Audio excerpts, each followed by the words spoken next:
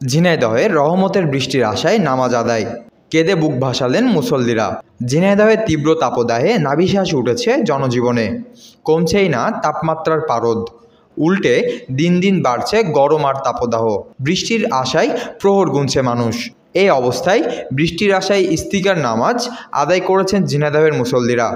সকালে শহরের ওয়াজির আলী স্কুল মাঠে জেলা ইমাম পরিষদের আয়োজনে সালাতুল ইস্তিকার নামাজ আদায় করা হয়। এতে শহরের বিভিন্ন এলাকার কয়েকশো মুসল্লি অংশ নেয়।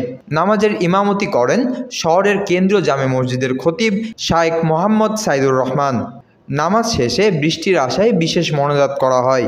এ সময় মুসল্লিরা কেঁদে কেঁদে আল্লাহর দরবারে দুই হাত তুলে ঝিনাইদহ তথা পুরো বাংলাদেশে বৃষ্টি বর্ষণের দোয়া করেন।